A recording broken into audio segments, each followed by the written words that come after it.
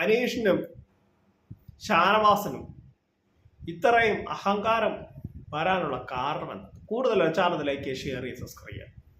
Subscribe ചെയ്യാൻ പറയുന്നത് പറഞ്ഞല്ല, ഞാൻ ഇടുന്ന പുതിയ ബിഗ് ബോസ് അപ്ഡേറ്റുകൾ നിങ്ങൾക്ക് പെട്ടെന്ന് കിട്ടാൻ വേണ്ടി ഇപ്പം എല്ലാവരും കൂടെ സംസാരിച്ചുകൊണ്ടിരിക്കുന്നതിൻ്റെ ഇടയ്ക്ക് അനീഷാണെങ്കിലും ഷാനവാസ് ആണെങ്കിലും, അനീഷും മെയിൻ ഷാനവാസ് ആണെങ്കിലും ഇത് അവരെ മറ്റുള്ളവരെ സംസാരിക്കാൻ സമ്മതിക്കുകയാണ്. ഇപ്പം ജയിൽ നോമിനേഷൻ ആണെങ്കിലും എന്താണെങ്കിലും ഇവർക്കെതിരെ എന്തെങ്കിലും പറഞ്ഞു കഴിഞ്ഞാൽ ഇവർക്ക് പറയാനുള്ള സ്പേസ് മറ്റുള്ളവരുടെയാണ്. അത് പറയാതെ ഇവർ കിടന്നുകൊണ്ട് ബഹളം വെക്കുക, ഒച്ച വെക്കുക ചെയ്യുകയാണ്. ഈ അനീഷിനും ഷാനവാസിനും ഭയങ്കര അഹങ്കാരമാണ്. ഉള്ള പോലെ പറയണം, അല്ല ഞാൻ ആരുടെയും PR ഒന്നുമല്ല. ഞാൻ ഇവർക്ക് വേണ്ടി ഒരുപാട് സപ്പോർട്ട് ചെയ്ത് വീഡിയോ ഇട്ടിട്ടുണ്ട്, നിങ്ങൾ എൻ്റെ ചാനൽ നോക്കി അറിയാം. എന്നിരുന്നാലും ഞാൻ ആരുടെയും കാശ് മേടിച്ചിട്ടുമില്ല, PR വർക്കും ഇല്ല. ഉള്ള പോലെ പറയുന്നതാണ് ഞാൻ. നിങ്ങളൊന്ന് ആലോചിച്ച് നോക്കിയേ. ഈ ഷാനവാസ് ആണേലും നമ്മുടെ അനീഷ് ആണേലും വീട്ടുകാർ വന്ന സമയത്ത് ഇവർക്ക് മനസ്സിലായി ഇവർക്ക് രണ്ടുപേർക്കും സപ്പോർട്ട് പുറത്തുണ്ട്. അപ്പം ആ സമയത്ത് അനീഷിൻ്റെ പഴയ വെറുപ്പിക്കൽ സ്വഭാവം അനീഷ് എടുത്തിട്ടുണ്ട്. ചൊറിയുന്ന പരിപാടി രാവിലെ തൊട്ട് ചൊറിയും ആ സ്വഭാവം. ഷാനവാസ് ആണെങ്കിൽ ഇപ്പം എല്ലാവരോടും ഒരു റെസ്പെക്റ്റ് ഇല്ലാത്ത രീതിയിലും ഒക്കെ കൂടുതൽ ലേഡീസിനോട്, അനുമോള്, നമ്മുടെ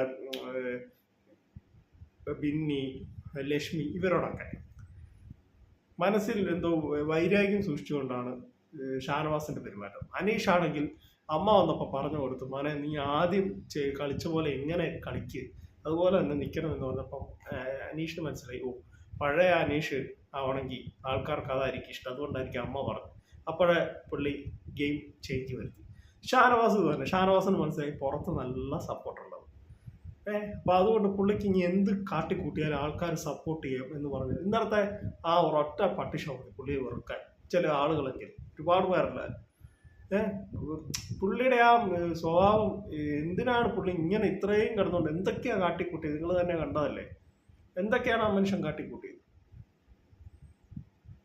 ഇങ്ങനെയൊക്കെയാണോ നമ്മൾ ചെയ്യേണ്ടത്? വളരെ മോശമായി. പിന്നെ ഇവർക്ക് രണ്ടുപേർക്കും ഇപ്പം നല്ല അഹങ്കാരം എന്ന് പറഞ്ഞാൽ രണ്ടുപേരും ഇപ്പം ആരെങ്കിലും സംസാരിക്കുകയാണെങ്കിൽ ഇവര് എന്തിനോ വേണ്ടി തിളക്കുന്ന സാമ്പാർ പോലെ ചുമ്മാ ആണ് ഒച്ച ഉണ്ടാക്കുക, മറ്റുള്ളവരെ സംസാരിപ്പിക്കുക.